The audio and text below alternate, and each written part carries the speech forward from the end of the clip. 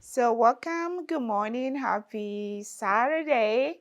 Nursing is nonstop. We in a hospital 24 hours, night shift, day shift. So we used to grinding. So we're still grinding as we pivot into aesthetics. My name is Gifty Adu. I am the co-owner of Aesthetic Lab here in Modesto, California. I have been a nurse for since 2000, and then in a nurse practitioner since 2011. So as far as diversity of skill set, I have worked critical care, for the most part in cardiology, and then in primary care. So the last 8, 9 years has been in aesthetics. It's been a great journey, and I love it, and which is why I want to share it. So we have students joining us from out of state. We're on a recording and a Zoom at the same time, so we're going to be interactive, and we can have content for everybody, and then later on you guys can come in and do your shadowing. So this course is designed for nurses who are looking to get into aesthetics. We'll have different journeys, different experiences and opportunities. So I happen to have been around a doctor who was already had a med spa, and we started talking. But prior to that, I'm kind of a late person getting my CEUs. So I needed to get my CEUs, and there was a company from Florida who they were in San Francisco for the weekend. So that was the very first time that I took Aesthetics 101.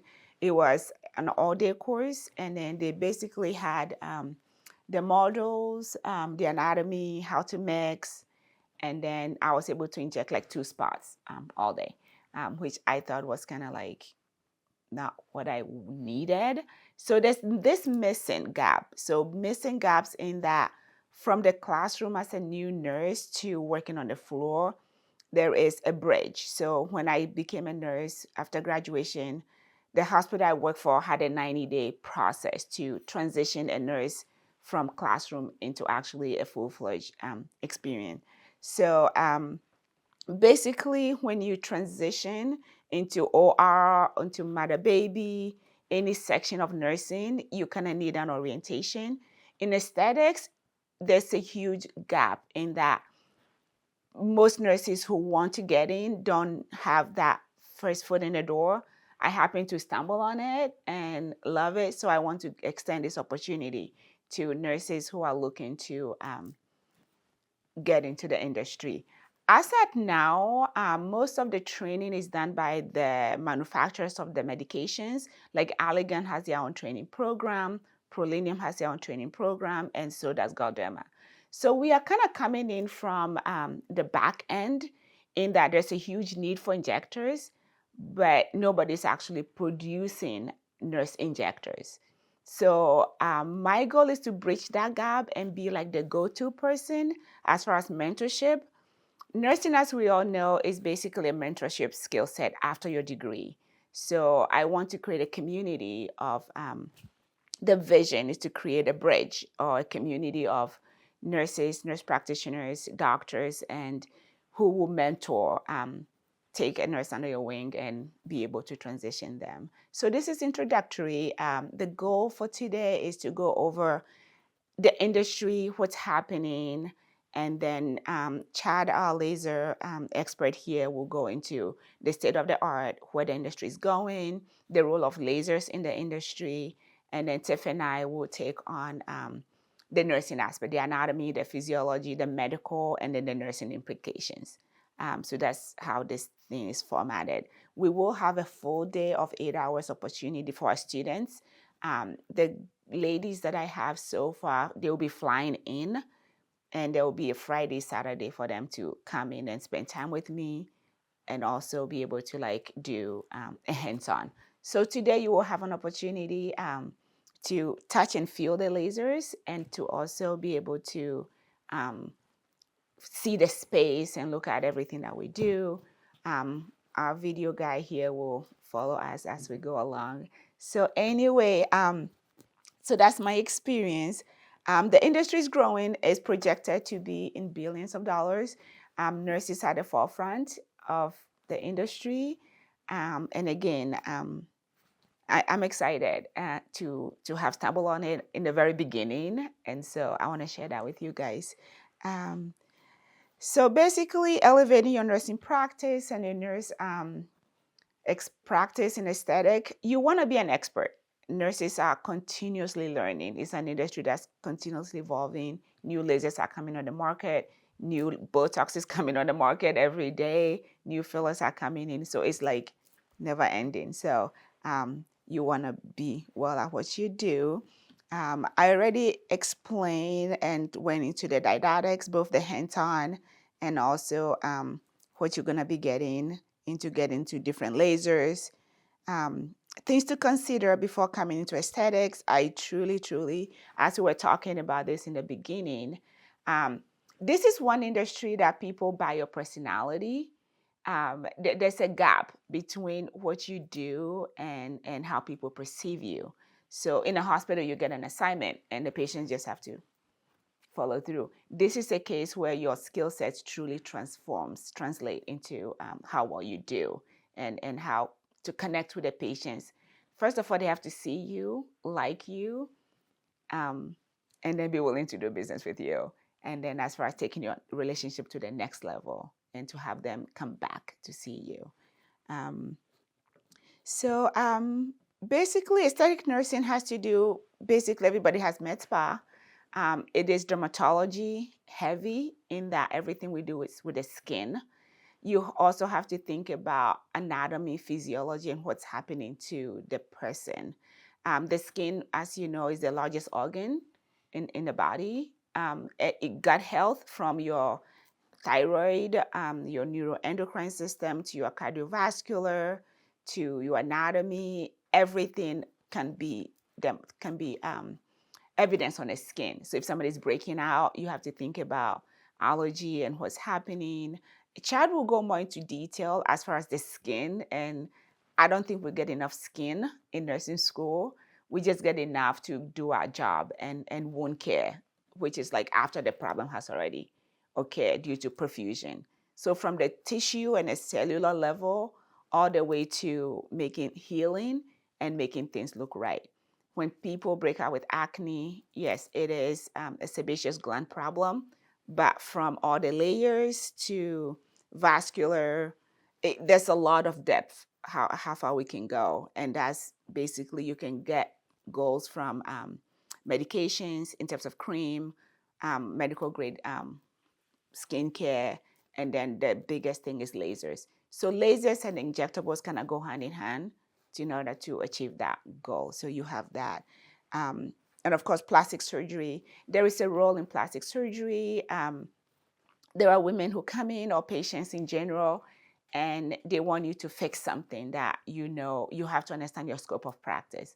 What Botox can and cannot do, what lasers can and cannot do, what fillers can and cannot do. So at each point during the patient's journey, you're going to have to put things together and be able to say, you know what, your eyelid is dropping because you have extra skin, and I'm going to refer you to a dermatologist or to a plastic surgeon to help you with that. If somebody shows up and they have huge laxity and they want you to do PDO threads, you have to be able to process and be able to say PDO threads will only live to about 3-5 millimeters.